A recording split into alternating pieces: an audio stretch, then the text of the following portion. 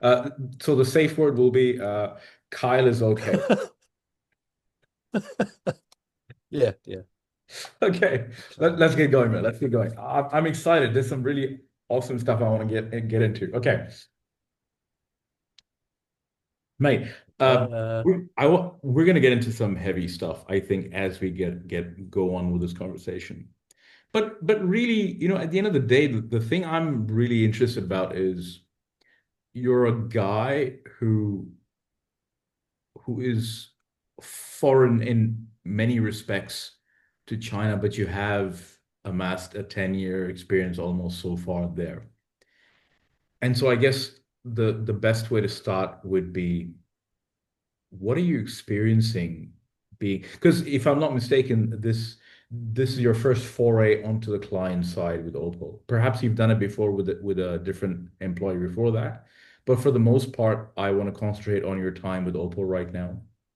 mm, What are you experiencing? What are the goods, the bads, the holy shit, I didn't realize this could happen, or oh my God, this is happening, vice versa. So let's just I talk think, about yeah, life. I think, we've known each other a long time, and ever since I've known you, and I've been working in agencies, the good old 4A's agency as a creative, and been doing that for a good 20, 25 years. And I think the shock, I wouldn't say shock, is it not it quite got a big difference when you walk, uh, go into a client side. um you learn a lot you learn a lot of stuff about yourself. It's not, you're not purely doing creative anymore. You're doing everything with a focus on the business side itself. People we previously will just, as creatives, we'll work and we'll get a brief and we just concentrate day and night at getting the best creative we can. But here there are so many other factors you gotta take in consideration when you're working in a client side. I mean, the interaction with all the different other departments, the product side, the media side, um, the I guess the markets as well. I mean, we are constantly talking to markets. Our company, OPPO, is very, very integrated with the markets. We support them a lot. I mean, we're not the HQ. We do what we want, and you got to follow us. So we take a lot of cues from the markets, and as you know, when we're creators, we have a lot of markets, and I guess what this company hasn't we haven't quite understood this, how to work with every market well. Um, we try to accommodate for every single market, which is right. But then we're only making a limited amount of assets. So that kind of juggling and back and forth, it's very tiring. You can maybe make three markets very happy, and then you have like three markets going, no, we don't need this, or for cultural differences, we cannot show this. So there's so much, I guess, back and forth and losing a lot of time on projects. And I guess no, remember me and you when we were working on agency side, we'll get really frustrated with clients. They're always changing the briefs, and there's a lot of uh, uh, new things that come up. The client hasn't given us all the information, and now I'm on the client side. You kind of see that perspective. It's not because we don't want to give the information to agencies or the vendors that's helping us do stuff. It's just that we don't have it yet. We're in a quite a fast-moving pace industry, tech world. You cannot get anything kind of faster. We have to shift phones into the market every 6 months, a new phone. And the pace of that is so frenetic. And we get briefs, and maybe the phone hasn't even been like fully developed yet. But we'll have to start it because it's going to be launched in 4 months or 5 months. So we have to get a ball rolling. We know that making a film, a good commercial will take 3, 4 months, right? I mean, you can fast track it to about 2 or 3 months, but yeah, we basically have to start at a point where we don't have things in hand, and that's just the physical product. Uh, talking about the features or the software, that's even the later stage. So you imagine by the time we are moving along, so many different moving parts, and you're constantly every day trying to hit a moving target. And then now I can honestly see on the other side from being a client side, it's like, yeah, I'm going to put this in front of you, but I try to give you as much information as possible, but things could change, and a lot of times it's beyond our control. Um, so when we're agency side, we'll always bitch about our clients. Well, can't they tell us this? And now I'm like, I'm on the other side of the fence. The shoe's on the other foot. And I'm like, well, yeah, we'll give you this first to start the ball rolling, and hopefully things don't change. Um, yeah, I guess being on the client side, it has a lot of nice things. You see the whole side of the business. You learn and you become really multitasking. Uh, as opposed to when the agency side, we'll craft of the commercial, uh, making that message singular and as efficient as possible. There's a big difference. So look, you touched upon it. It's not the end all of the differences between being an agency side, client side, but you mentioned crafting. How about this? Mm. Maybe to give more context to uh, the regular people who'll be watching this, which is advertising people. Uh, James Lee, the ad man, is looking at a brief that's to do with, let's say, it's a phone launch, and Mhm. all the pieces that go along with it, and the trials and tribulations that come with it. I was also wondering, and you've captured it nicely on the frustrations we may have on being on agency side and seeing why the heck are we being delayed, or why the roadblocks for certain steps when the timeline hasn't moved in any way. And I get that. I Mm. think, or rather, I think we all suspected as much, but maybe to get more into the macro of it. What is it that James Lee, the ad man who was exposed to, here's a phone launch and it requires an ad, a TV, a digital campaign, social media campaign, da, da, da, da, da, versus James Lee, the ad man now, who is there, who now has to put on more hats. It's not just the stuff that you and I would have normally been used to doing on agent side, but there's Mhm. new things that perhaps we don't understand. Is that true? Is that are they like new learning curves that they're like, well, suck it up, bitch. You gotta do this as well. That's part of your job. Is there a difference? Are there more things that you have to do that you didn't realize? Oh, definitely. Here, besides we're writing scripts, coming up with creative, we're also a client. We're also a producer. I mean, different brands have different strengths. I mean, I think OPPO, with it's quite relatively young company. It's less than 25 years old. It's about 22 years old, I think. And this, in many respects, they still have very sort of startup mentality in some ways. There's a lot of roles that we are. It's like luxurious when we have agencies. We'll have account people, we'll have producers. We have none of that here. It's all we do it ourselves.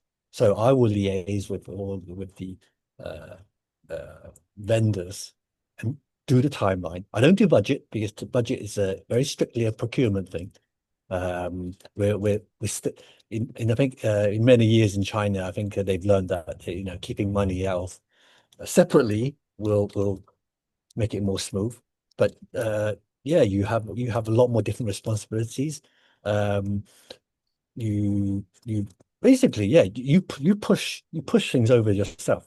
There's no one here to push you. If people need to push you, there's a big problem. So you need to be a lot more motivated. And I get that it's not something that uh, all creative people will like. I'm not saying I'm good at this. I'm trying, and yeah, you do learn a lot more about yourself, and for some strange reason, I do find a lot of satisfaction in this role here.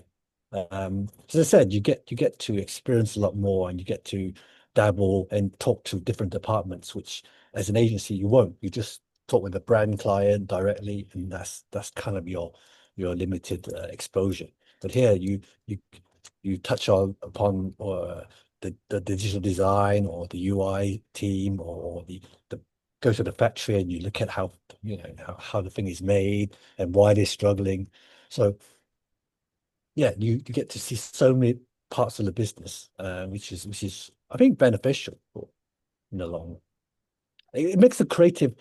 You kind of understand what the bosses want a bit more, as in like a lot of times these brands aren't looking for something really creative. They want something that's very direct, functional, with a touch of emotional.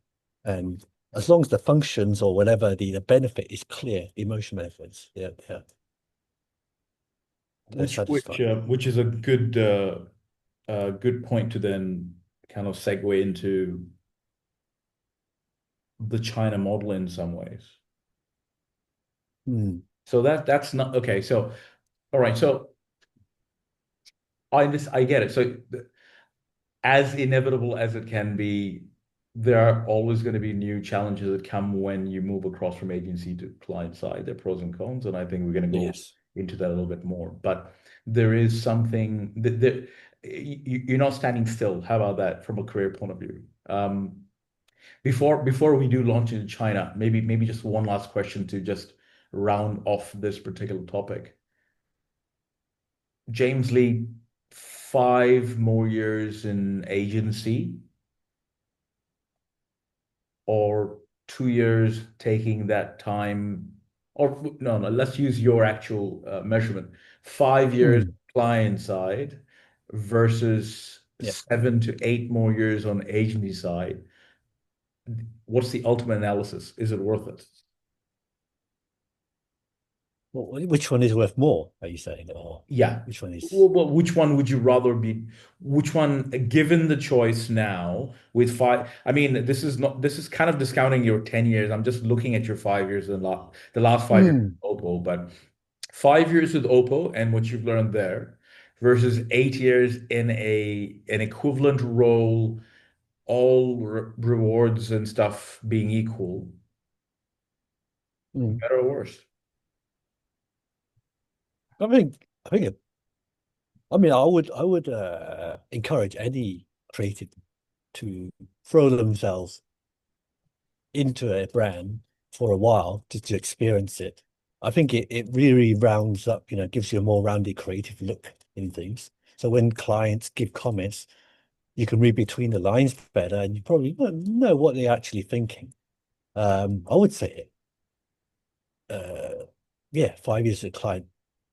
And if you don't like it, you can go back out and go back to an agency. But you will have that a certain more understanding what clients are wanting when you go back, which will hopefully it won't stifle your creativity, but you can use that to understand where they are, and then to exploit and make a more targeted creative Okay.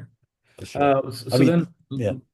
look, let's talk about China. I mean, this is not just Hmm. James in China. No. It's a part of the world that we all see vicariously through different, lenses, and we all have opinions on it. I'm sure being on the ground there has been uh, let's just say I imagine when you come back to a world outside China, you would feel how archaic some of the rest of us are in our day-to-day stuff. That's my take on it, because we all see a little bit of what you guys take as normal life. What the hell has China Yeah. been up to, mate? I mean, we talked a little bit during our pre-live call about EVs and how the world is reacting to it and the stronghold they have in that market space. But I'm sure that technology is very much in step with everything that you guys are doing out there. what is life like in China? What's Mm. China like even outside OPPO and outside your work? Like, what is it like assimilating into that world? I mean, I think if you come to China and you start immersing yourself and living here, you instantly find a lot of great benefits. And I'm not advocating in China, especially, but I mean, a lot of people that leave China, let's say, who's been living 10 years, the first thing they feel when they go back is everything is so inefficient. I mean, it's interesting to pinpoint. Like in China, they because of maybe it's everything is linked together, right? So the government, because they control a lot of things, they've created this super app that everyone knows called WeChat, right? I think yeah, everyone's heard of it. And it's like it's something that Elon Musk even wants to try and create itself. But the rise of the WeChat is because of the government. It's basically advocated everything should be here. Um, and then on that app, you can actually control your entire life. It's strange. I mean, if people are outside of China, you probably just have the basic and you can chat and maybe you can use the money. But people in within China, especially the locals, they can control their entire life. Everything can be done here.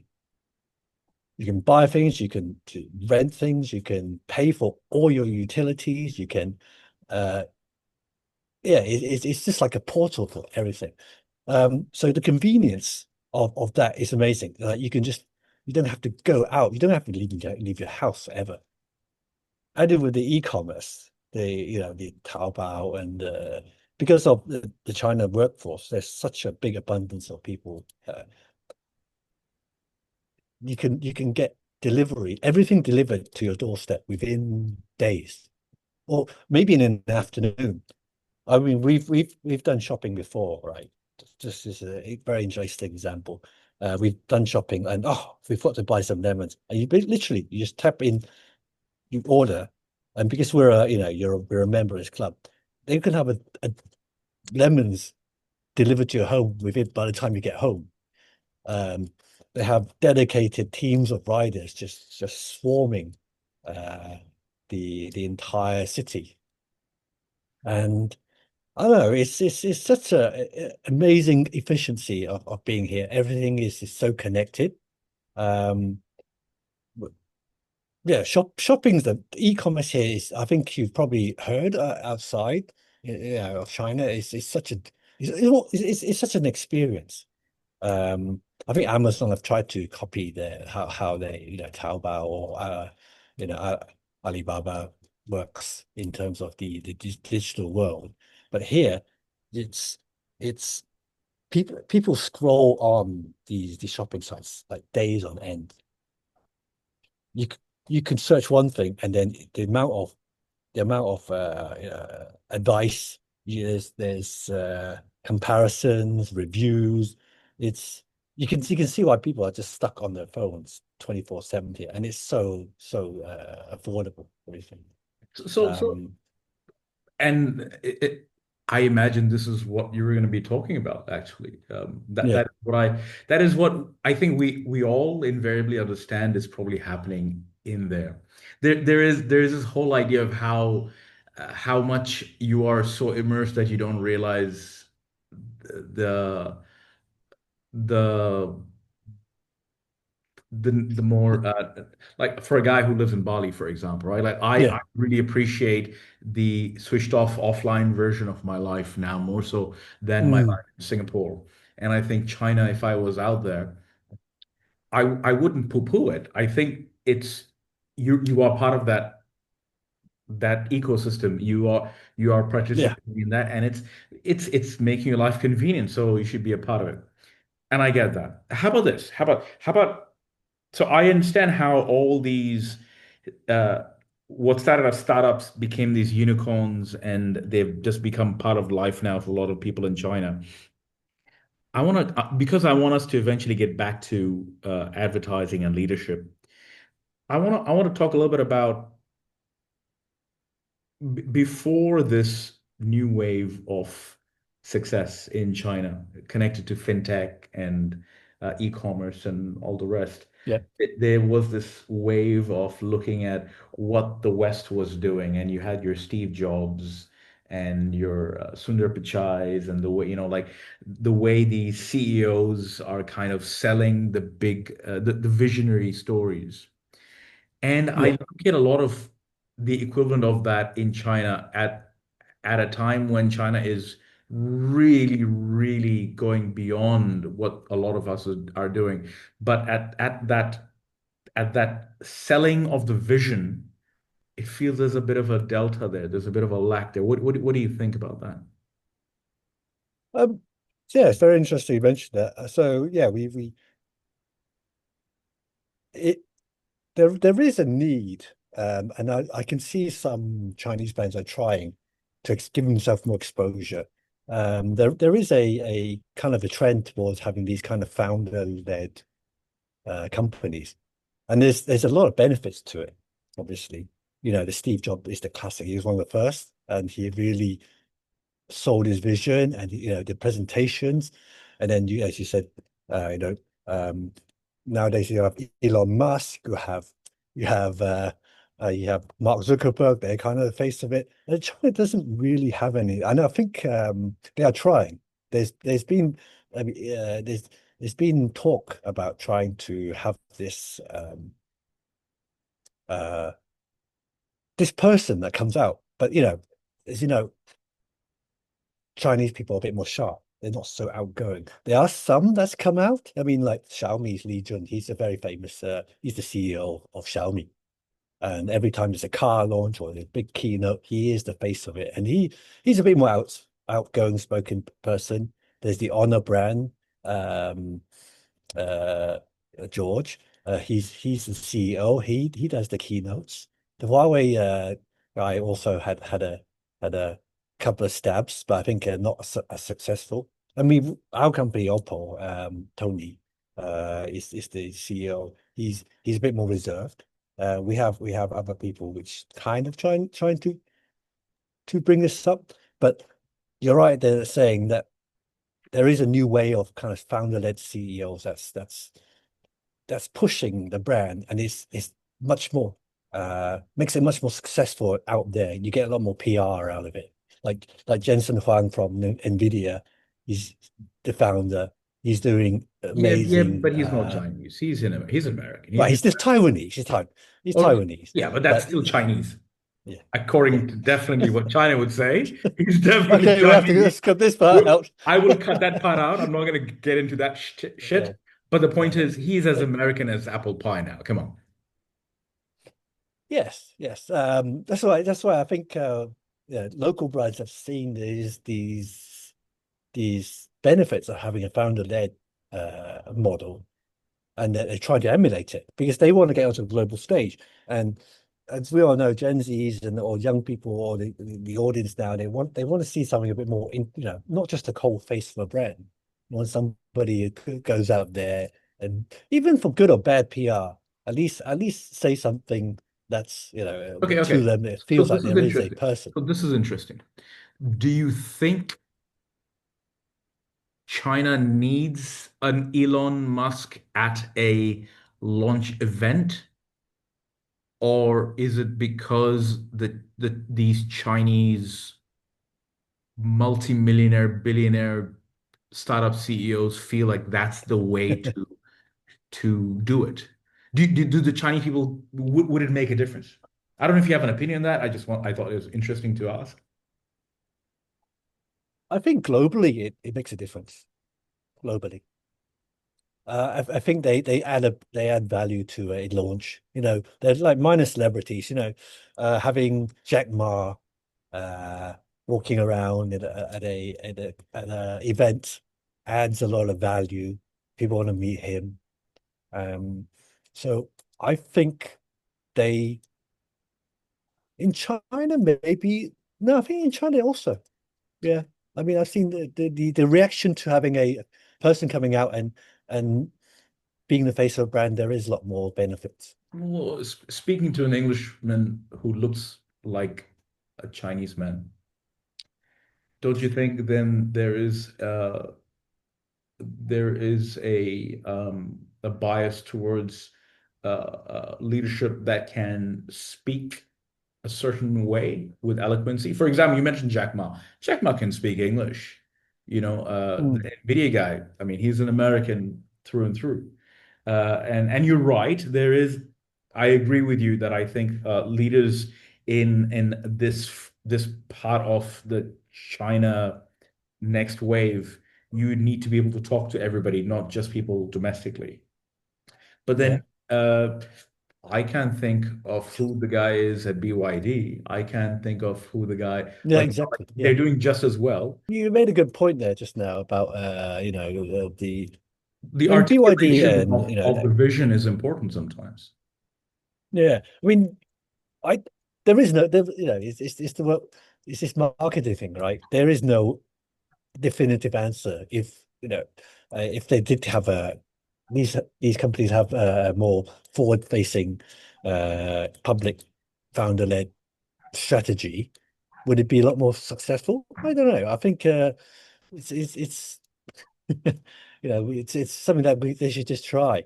Um, but I personally I feel there's a lot of benefits in there. Of course, prone to PR disasters and these things once in a while, like Elon Musk. Yeah, we're gonna skip right past that topic. Um, so for example, in OPPO, I imagine an OPPO, Huawei, I guess, can take a bit of a backseat because they're not in good graces internationally. But the Oppos of the world, I mean, I've shared with you how much I admire what you guys are doing, certainly at the top end of things with like visionary technology like the Fold equivalent, your Yeah, N5s and things like that. I think it is important. I mean, I feel it's important. But then putting that aside for a second, looking at another market like an EV, for example, right? Like I just mentioned, I can admire BYD even though I mean we have BYD out here in Bali even, not just yeah, in a big city like yeah. Jakarta. And they're massively they're doing what Honda did in the post gas crisis in the US. That's what caused Detroit to kind of implode. They came in at the right time and they're taking over in a lot of ways. Uh, But inside China, I imagine it's not like it's not it doesn't feel like a world takeover thing. It's just like, hey, yeah, that's just we are living in our own world and we don't care. It's how about this? How about this? China is going through a renaissance period that Japan has gone through for the longest time in the sense that they don't really care what the outside world thinks of them. They're just going to keep doing what they're That's doing, right. doing it well. Yeah, And if people yeah, want to adopt it, they will adopt it. The Japanese, I guess, from a geopolitical point of view, yes, there was hiccups on a world stage between Japan and the rest of the world, but they've kind of come back now and they've just been looked at as like this is quality, we're going for it. China is getting to that point where like, look, we're just doing our own thing and we're getting on with it. OPPO included, the EVs included. And inside China, consumers probably don't care anyway. They're like, yeah, I don't care what people think. We are enjoying it and this is just status quo for us. yeah. I think that's you hit the nail right on the head there. They get about doing what's best for their country, and they're very protective. They're very protective. They're keeping a lot of the innovations here at the moment. Yeah, the cars are a classic thing. Um, I mean, I'm not even keeping up that much with the car industry, but yeah, it's what used to be 10 years ago, maybe a lot of guzzling petrol diesel cars. I think the the new affordable EVs, I think all the cars that are selling these days are EVs. I think at the moment it's not that many. I think it's like 20%, but in a couple of years, in a few years, it jumped from like 20% of cars here, and that's all they're selling now. All the scooters are electric, all the new cars are electric, and their innovations that it hasn't been released in the world, but the way they've charged the battery is something that they are world leaders at, from phone batteries to scooter batteries and now car batteries. The way they how fast they charge. Um, our phones, we have 120 watts or 200 watts, which charges your phone 0 to 100% in, I don't know, less than 15 minutes. Um, which, yeah, it's just impressive. And what, they can charge car batteries in full now in like 10 minutes? I mean, this is quite insane, full charge. And I don't know how far it's going to go. Here's what I was going to say. I mentioned earlier that people in China don't they're not fussed about what people are talking about them because they are enjoying the fruits of the labor of what's happening in the country and they're doing really well.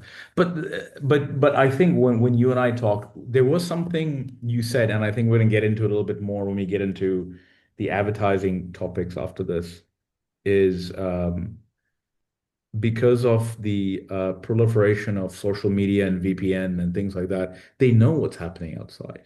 They're hearing what's happening outside. And can we talk a little bit about whether that is changing the mentality of the the Gen Zs, the alphas, and everything else happening at a local level?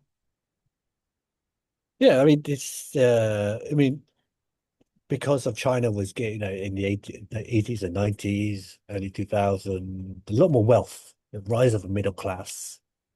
A lot of young people the kids went overseas. Um, it was only in the 80s, I think, when they stopped, when they became much more closed.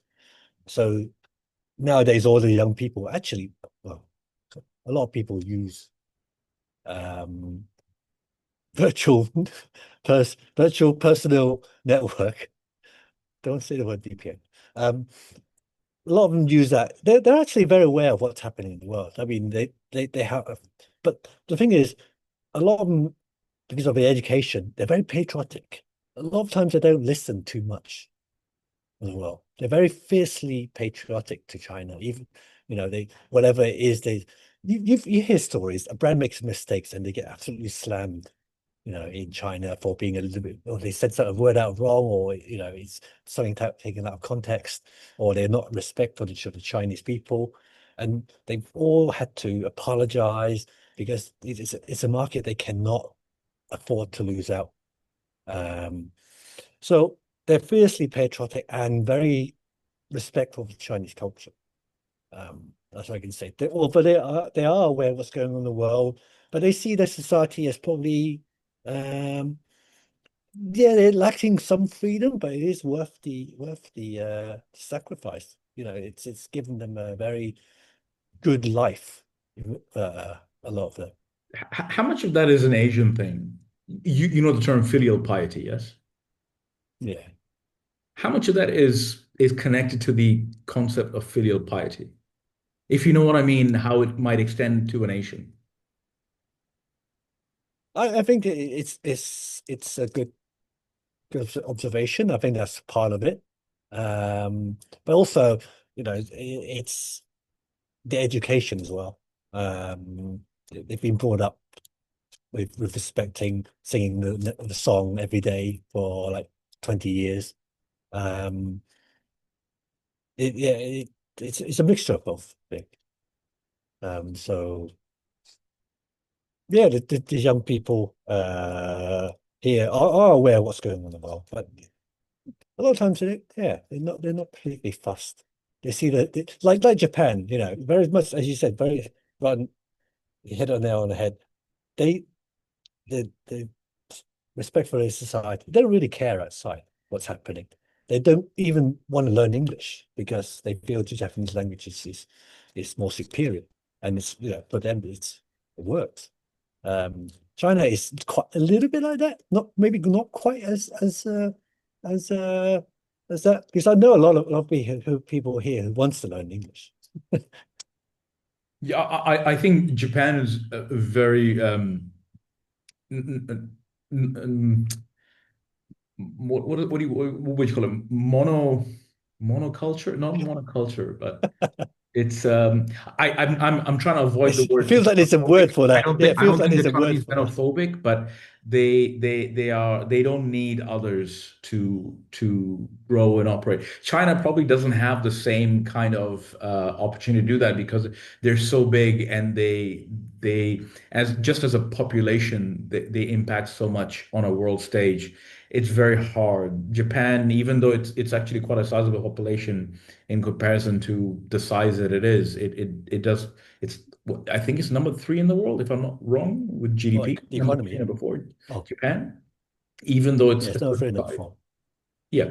But China is going to be a bit hard because you got 1.4 and 1.4B, people are going to stray. It's not going to be, you're not going to be able to uh, contain the same kind of monoculture culture in the same way. But look, that this is Yeah. interesting. We've talked a lot about the culture of China, but I think it gives us a good context to get into. Then you've already talked about what advertising is like, or rather, what being on the client side in a technology company in China is like in the last 10 years. We've talked about how the culture kind of sees itself, how it manifests, and how it operates, how it deals with its own day-to-day existence in life. Bringing it back a little bit more to our common industry, which is creativity advertising, I guess. With a lot of these things said already, what is the impact of that in the day-to-day of not your company necessarily, but how leadership is coming up in companies like that? Hmm. Very interesting. In our advertising industry or in general, or Maybe interest. start with what you know. So maybe let's talk a little bit about who Yeah. you So are, when I and was then we can okay, expand. yeah, I mean, when I first came to China, I was in Shanghai and I was working at McCann's, my old company. McCann's, I was working on L'Oreal, and you would see in China, I think they're still lacking a lot of creative leaders. Let's say you could probably out of all the agencies in China, I think over 70% of the leadership are foreigners. So I mean, a lot from Singapore and Malaysia because they're close, and it's easy for them because they speak Mandarin as well. You get a good few foreigners How the fuck did you luck out from then? say, eh? How the fuck did you luck out then? Sorry, keep going. Oh yeah, I worked in L'Oreal, so my client was a No, but I Italian, so mean, but I mean, you don't speak the language. That's what I meant. no, no, It was a exactly. the fact that you don't But speak. I don't speak the language, but we needed well, two things really. Then we needed a person who's good at English because the client he's from Italy and the common tongue there was English, right? And secondly, there was a shortage of having some senior creative people in China, um, which which a lot of the local people are not not up to the task yet, or they it's yeah, you're lacking a certain level of thinking, kind of more rounded creative thinking. There's a lot of people here that can do executional work and they're great and they're fast at it and you're good, but in terms of a bit more well-rounded, coming up with a bigger idea, campaigns. You need someone to help piece the thoughts together. And a lot of times we have to look overseas to guide the younger people. So in terms of the leadership, I don't think we've cultivated enough um, young leaders in for the local market yet. Now, why is that? I think there are many things. I keep going back to this topic of the education system. I think as I said before, to teach 1.4 billion people, to keep them in check and not create too much trouble, they'll have to follow a certain system where they have to learn the rules and respect rules and try not to think too much outside the box in many respects. You follow the law, you do your hard work, you get paid, and everybody's happy. You look after your family and work towards a better society. Now, this kind of thing, they don't encourage that kind of creative thinking, that I think critical thinking that we need to do things very differently, or even challenge things when there's a problem that you don't think is right. We're taught where never take no for an answer, or maybe try and uh, do something a bit more efficiently, mm, challenge the status quo. That's our industry, right? Don't keep doing the same things. Copy and paste of what others have done, and a lot of local campaigns will be basically just copy and paste what the success of overseas have done. So they haven't had that kind of upbringing yet, I feel. Um, So challenge me on something. My novice understanding of China as a person who's never actually been in China and understanding a little bit on the history of where China has come in the last 30 years, let's say. yeah. I wonder if the formula for success in China has been very left-brained versus right-brained. In terms of the last 30 years, it's the left-brain engineering, technology, technical side of things that has brought China up to the level that they are knocking on the door of toppling the US from being the biggest economy in the world. And they're just pushing the agenda of this is what has worked. If it ain't broke, don't fix it. This is what has made us come to this point, which is left brain thinking. In the Mhm. sense where I think you and I both know left brain, right brain. Right brain is usually associated with creative and creative versus, and left brain is more with analytical. And the fact that perhaps that's where that lack of needing to loosen the reins a little bit in going, no, you don't go right, you go left. Left is what's made us great. Is that a trickle down thing that's happened that you're seeing on a day-to-day basis? Please challenge me on it. I might be biased in saying that. I'm not there, you are. Do you think there's a bit of that? Say there's people are It's pushed culture. At the towards. end of the day, I think what I'm saying to you is it Yeah, is culture, but I think the Chinese culture is based more on a left brain success. They haven't absolutely. Yeah. they haven't come up to this huge echelon of where they are in the world without that success. Mm. And a lot of people who are second generation of that success, if it ain't broke, if it ain't kaput, don't fix it. Do you think that's where that problem is? That challenge that you're seeing? Yeah, um, not exactly, but yeah, hmm, trying to think how to best respond to this, because you're saying they've been on this road to success for all these years, doing tech, maths, sciences.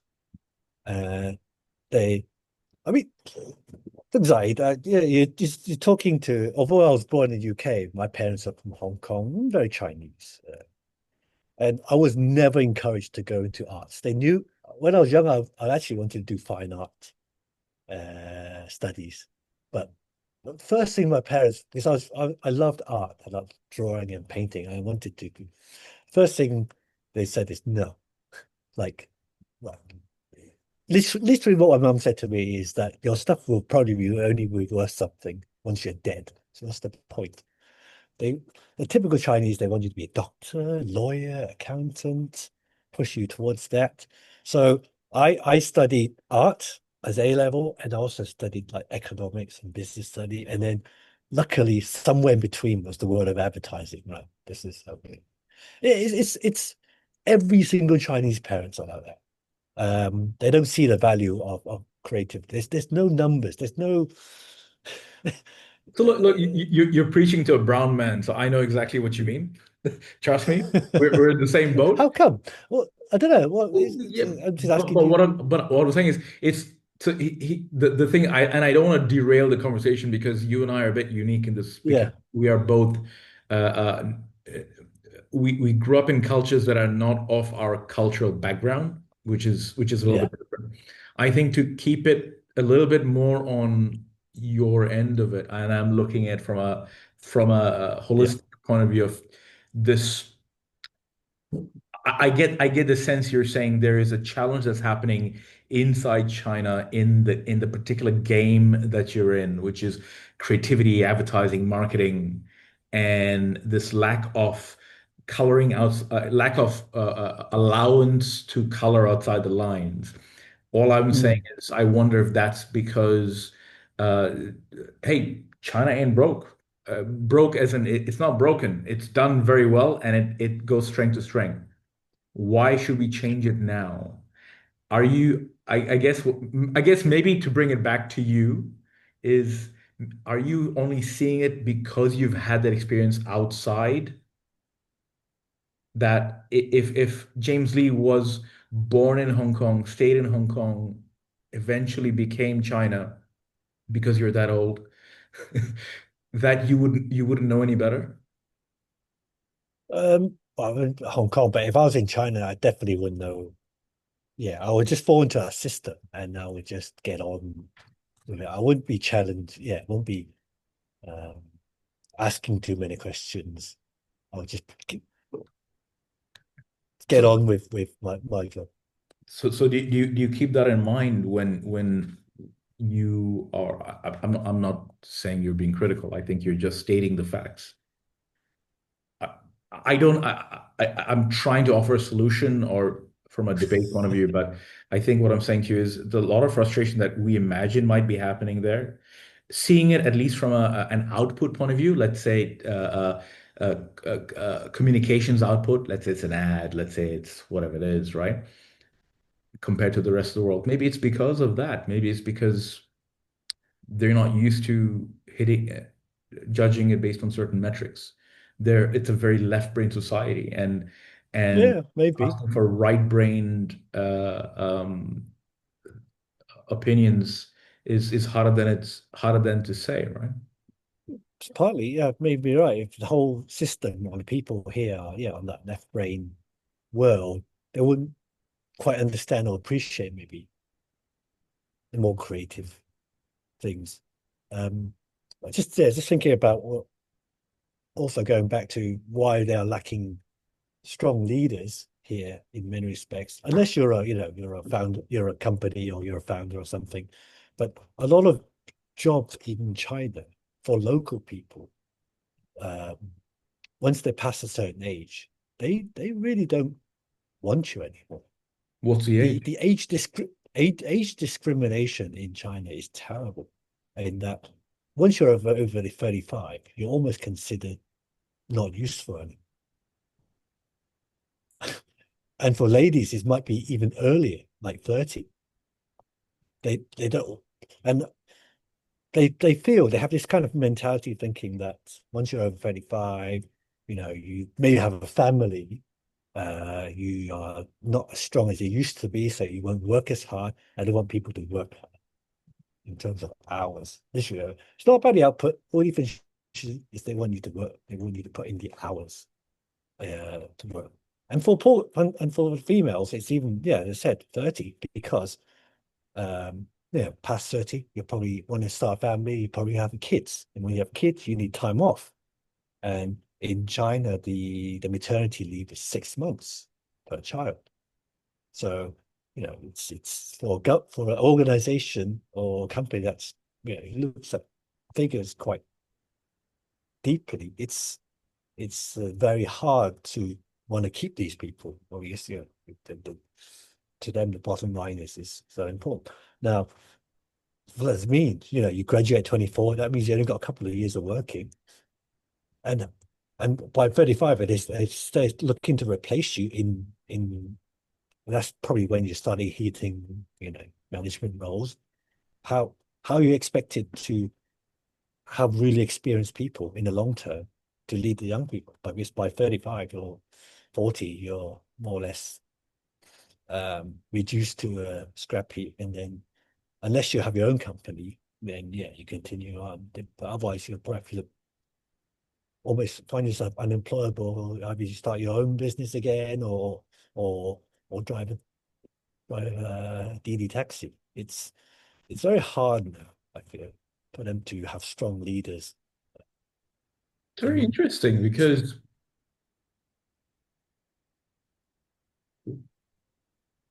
you mentioned at the top of the phone call that China has become very prosperous. I think you mentioned something to that effect about the mm, prosperity on how successful and how people been have made good money in the last 20 years, let's say, of China's rise. It's almost like the government is relying on over 35s to go out on their own and grow something else, that you shouldn't be an employee after 35. Is that the wrong assumption? I mean, how can you just do that? Because there's no nation in the world that would say, because essentially what you're doing is, in a way, you're saying your retirement, like you're giving a number to a sell by date, right? yes, And yeah, if that's a very young sell by date. yes. So is it because China just expects those people to then move on to become entrepreneurs? Is it because of the entrepreneurial spirit of China? I don't think it's the government. I think it's the companies. The government doesn't met the retirement age is 65, 70. I think I can't remember in But China, then, but it's then yeah, it if both those things are true, then what are those exiled 35-year-olds supposed to do between 35 and 65? that's why there's a bit of a crisis at the moment, I feel. You know, I mean, they're not going to get thrown out 35. Yeah, their 40s, I think they're more or less done. Um, what they're supposed to do, as I said, you open a coffee shop, you open a takeaway store, or you sell things, or it's you find your own opportunity. It's quite cutthroat like that. Um, So what I'm hearing then is they want you corrected me that it's not a China thing. It perhaps is a lot of the industry that you're in China. But what you're suggesting is they have a peak usage of uh, team members, staff, and they feel that yeah, after 35 it tapers off. yes, How they how do you it's survive the that? ment. It's hard. I can't. I mean, I don't know how else to put it. I'm equally shocked when I heard about this. And there are some companies like Xiaohongshu, the Little Red Book, the famous red notebook. They they don't even look at people really past 30. I heard because I have friends, yeah, friends of friends who work in this, and they say they need people really to put in the hours, and they just don't feel once you're over a certain age they can do that. Physical reasons, family commitments, etc. It's it's just it's wrong. It's wrong to think, but it's what's happening, unfortunately. Um, yeah, it'd be tough if they keep having this mentality because we know, from working that experience is a massive benefit to organizations. And I feel that in some ways they're taking that easy route of finding cheaper people, but not. or growing the company or making it better. You think it's economics? You think it's about economics? It's totally economics. Yeah, What you mean hiring the young people? we didn't mention economics. So it sounded like you were saying that they're doing it because they think the hardest working people are have a threshold and it dies after 35, which I get that economics should be a part of it, but you haven't mentioned it so far, so I'm just pointing it out. So you think it's No, no, I said no, I said that these guys can work. Okay, it's so these people can work harder for cheaper, more hours for cheaper, say. So as opposed to someone who's 35, obviously when you're 35, you're a man, you probably just you're in that if you're not already married, you're in that space to get married and have children. Um, and that takes away maybe time from the company. So you will not be as committed. It's how they calculate. As opposed to somebody who's single, he hasn't got a family. Oh, yeah, he hasn't got somebody to look after. So yeah, he can come and work at weekends. It's that kind of mentality which is causing this. You can work him 20 hours a day and he'll be okay. I just And we'll have wonder to pay him less because he's young. again, I don't know much about China compared to Japan, but I imagine the life cycle of a typical Japanese man, because I can only speak for men, is not dissimilar to what the typical life cycle of a man in China is. Where so and both these nations are nations where historically speaking people live a lot longer than a lot of people do in the West anyway. So they are more useful if you want to count on labor that's old and decrepit. But the point is like we get, like a lot of people in China and Japan live a lot longer. So one would think that that is like a trump card that you have, that you got people with a lot more energy who can keep going. But it's interesting that China is just being cutthroat about that. Well, I think they look for the youth, I think, to as more important than experience. It's a bit of FOMO, right? I thought, why is that? What do you mean? What fear of missing out? It sounds like a nation that's got FOMO. Why is that? I mean, just feeling out Because curiosity. if you're only selecting the youngest, tightest models year on Hmm. year, because you want the prettiest, shiniest things as much as possible, because you're trying to compete at a certain level. I compared flesh to intellect, I suppose, but you get my point, where like you have people who think models should be a certain age. I mean, that's the analogy there. Like you don't see models who are 35 over, right?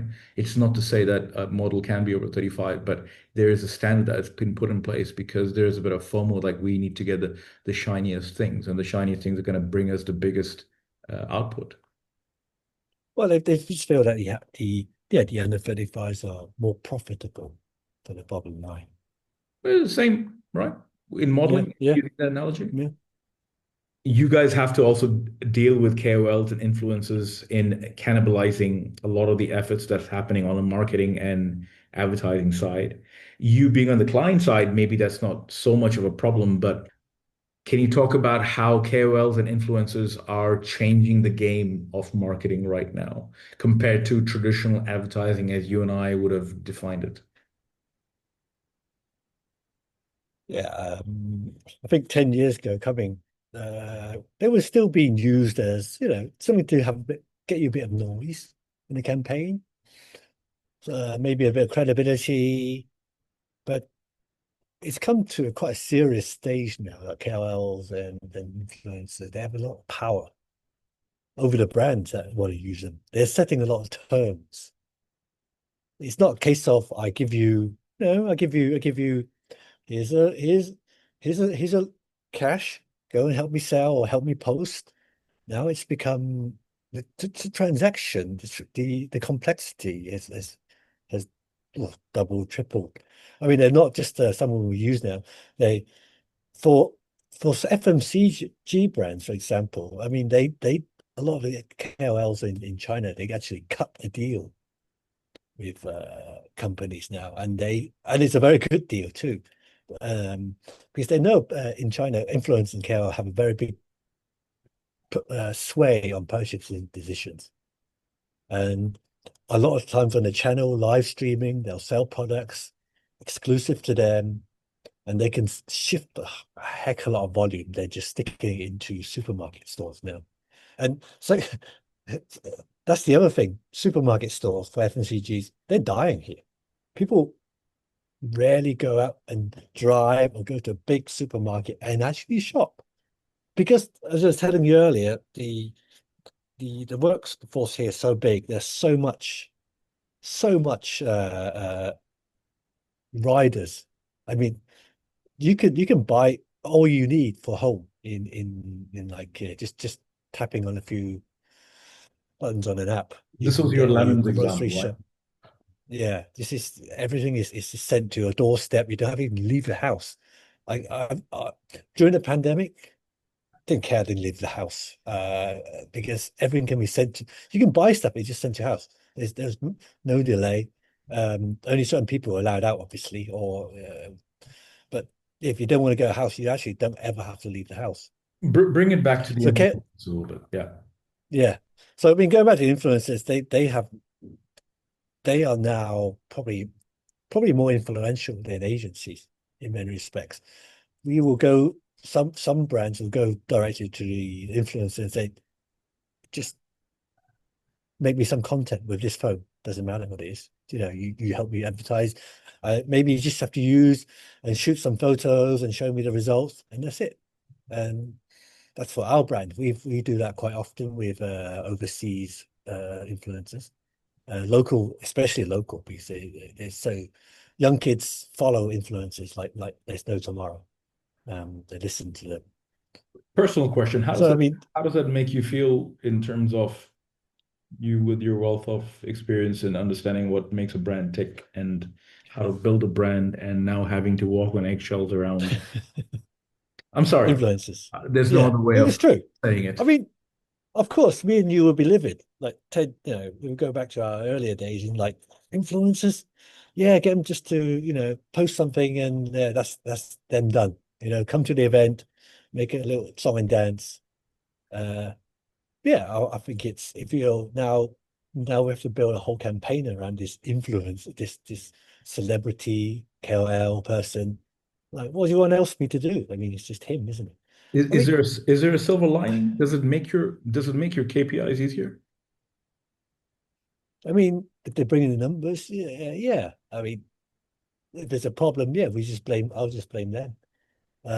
Oh, But you need some, you need, I didn't you even need, mean that. All I meant to say was because when you're on the client side, I imagine let's say arbitrarily speaking, your KPI could be, hey, James, creative should be contributing to 100,000 units, for example, and bringing on a KOL or influencer can help soften a lot of that blow, yeah, that shortage. true. Yeah. I mean, they will definitely help with the shift some units. But a lot of the times these KOLs are not business decisions on my end. We'll be like, hey, use this guy, or we have a long-standing contract with this guy. We have to, use them. So yeah, I'm not particularly happy with using KLs, but then this is the times we live in. You've got to adapt to it. You have to roll with it and see how much you can leverage on this celebrity. Maybe you can push it and make him do a bit more interesting, some fun content. So talk about that. To That is actually what I'm trying to get at is being in the position where as the brand pilot in some ways for your company and having to deal with these external vendors like influencers, what can you bring or do you try to kind of steer them into Like, is that part of the Oh mandate? yeah. You have to. So talk a little bit about that because I don't know much about that. How It do you? depends on the campaign. So on a brand level or a big campaign level, yeah, we'll have celebrities and they'll be very tightly controlled, and we don't have that much influence on what they do. Uh, if they shoot a film, they follow certain rules. But for social and campaigns, we will find specific KOLs which can bring value to the whatever the messaging is. So like if it's a we're launching a new phone and it's got amazing night mode capabilities. Then we'll find the KOLs who do specialize in night photography or like to shoot things in the dark. So we use him and he's an expert in that field, and we'll get him to test the phone and hopefully give us a good reviews or good content. Um, so yeah, we'll have very specific for kind of mid KOLs influencers. We'll choose very specific ones to for the campaign. Okay, here's a question. Ad life, you and I write an idea, a concept, Yeah, and then we talk to including our producer. We go, this is the kind of director we need for this. This is a type of thing. Let's use your night photography as an example, right? Like we've written a yeah. concept, and we need this. Brian Singer is good at this. Ridley Scott is good at this. Whatever, right? Mine's singer. Okay. Work with me, Speak. Yeah, right? We put this forward, and they find right commercial directors. yeah, That's the way we used to do it, right? We right. create a concept and we push it there. Is that process still happening? I.e., is James Lee and an equivalent of partner? It doesn't have to be creative partner, your company partner. You come up with this concept, and let's say it's about night photography. Are you still in the driver's seat on saying, "Hey, producer or whoever the equivalent person is at OPPO, we need KOL this." Or find us KOLs who can do night photography, or is that being fed into you when you're in the client side?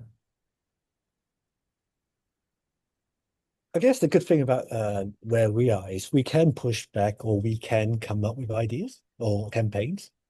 Um, there is that little bit of room still to play around with. And most of it is pushed down uh, to an execution level or to a creative level. They just come up with ideas for this very specific buckets that they tick boxes they want to tick. So there we can suggest, and we have been doing that recently. I think the system has slightly changed now. We can now like propose ideas and see if market bites. Uh, See if they want to try something different. So we do as literally it's like we have a little in-house creative department. We just come up with pro bono ideas almost, and then we can now sell it into our clients per se. It's technically I am a client, but I have clients in the organization also. Which is good. Which is Yeah, one of the things I've always that has deterred me from wanting to. I mean, you made a case. I respect the case you made that every creator should spend at least a couple of years getting to understand the client side. My inherent fear was always I don't want to be I don't want my salary to be paid by people who might stifle my opinions. And when you're on the agency side, you have handlers, you have protectors who go, well, James is giving his opinion because he's paid to give his opinion. Mr. Client, that's the opinion and that we stand behind it. And being on the client side, you almost lose that front line but you have the same challenge. issues in agency, don't you? Yeah, you have the same challenges. You have people who stifle your I get it, ideas. but It's isn't there more of a uh, objectivity. I think what I'm talking about is objectivity. There's a certain objectivity you can apply when your paycheck doesn't say OPPO as opposed to Wunderman Thompson or Saatchi's or I mean, D&AD or I would encourage people also, even in the agency side or in your client side, you don't have to bend the knee to everything. You should always try and challenge what they present to you. Is it the best option? Is this the best way of doing it? I mean, you can sit back and if you're a lazy creative, yeah, okay, give me what you have and I'll try and make something out of it. Or if you want to go that extra mile and try something harder or something you believe in, yeah, you can push back for sure. Um, they don't stop you. They a lot of times they won't agree with you, but it's part of the game, isn't it? Is to try and once in a while you win these small battles, and we've done so before. Um, but yeah, if you're willing to put the effort in, that's the thing about Chinese companies is they have a rigid way of working, but they are prone to listening once in a while. But you just got to be careful how you challenge them in this game. You cannot, and I've put myself in the wrong spot a couple of times by just being a bit too aggressive or a bit too condescending or that. But yeah, so it's how you play the game, how you put yourself in a position that you're kind of helping them. You're not just challenging them. You feel there's a better way of doing something. And there are some people who are very diplomatic and I appreciate not all creatives has this uh, calmness to address some points, but it's you can. I'm saying that it's possible to, and I'm sure in brands in the West, Europe, they're probably more open or encouraging you to display ideas. Here, they're less so, but there are opportunities also. last question before we move to the 10 minutes of you part. Do you think the people around you have your back more or less compared to agency side?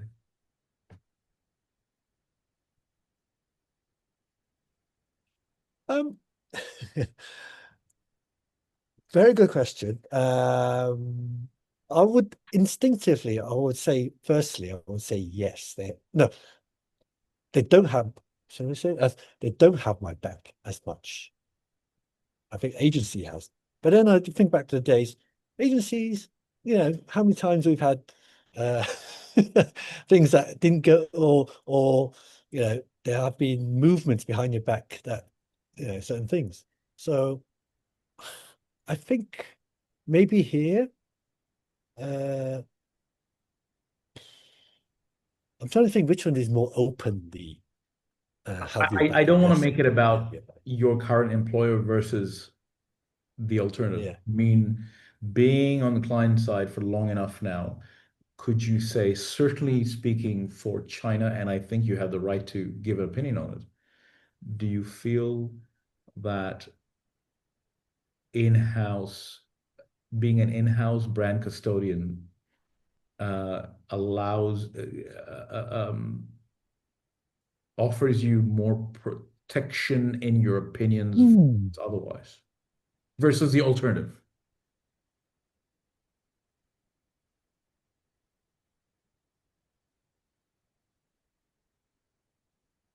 As I just don't know how to You, respond, but I think you can say yeah, it's not as yeah, it's I'm more trying. nuanced than that. That's fine. You can say it's more nuanced than that. I just thought I'd Yeah. try asking. Um, no, no, it's a good point because it's culturally, okay, let's say it's very different because in China, because of Chinese culture, they're not into confrontation. So they would maybe openly talk to you about what you're doing is wrong, or I don't believe in it, or object to you. There'll be other ways they'll do it to do. But maybe if if in agency side, I present something, there'll be faster comments more direct comments Transparency. at you. Yeah, more transparency. So I think I'm not saying which one is especially good or bad. I think culturally, they people in China they don't particularly like to have any confrontation. They won't speak it to your face. And I think this is what I was saying earlier, is that this is where I've done it wrong. I shouldn't confront things too openly. There's a certain face element, to something. So if someone presents something and you don't like it, don't stand up and start saying, I don't think this is right. I think they should be done when there's like another 20 people in the room. You should I maybe would I would take get this offline. I would get shot, bagged, and tagged so fast if I was in China. Yes. So after, yeah, learning that a couple of times, yeah, you shouldn't do that. Yeah, people want face. People don't want to. And if it's if that person is not that much bit lower than you, it's okay, maybe. But if that person's higher, then you're in a lot of trouble. And and you will be Right. bagged and tased and things happen. Um, yeah, people like confrontation. I mean, this goes back to what I was saying, earlier about, yeah, people don't want to stick out too much. Yeah, they get on with the old status quo. They do what they did last year and the year before that and the year before that, because it's always been like that. And if anybody wants to try something new, the risk is on them. And there's not a culture where people like to be different, too different. I think Expose themselves, go out and come out in the open. yeah, yeah. What was the phrase? The early the worm that sticks his head out gets eaten. The early bird. So, Sure, sure, sure. well, the murder You against the covered worm, it. but You but it's covered actually it. the worm that sticks his head out, right? Yeah. So nobody wants to stick their head out because It feels like a there's glass a good half glass chance. empty conversation then. Yeah, pretty much. So, um, I mean, there's good and bad sides. You learn it's a good learning curve. You how to deal with people. But then if I go back into a more for Western brand, I would like to feel that I am able to openly express opinion without getting too much pushback. Um, and I don't think we should lose that. But then the delivery of it maybe a bit more toned down and don't go nuclear on anything. Just I think just always try and position yourself like you're helping them improve what they have.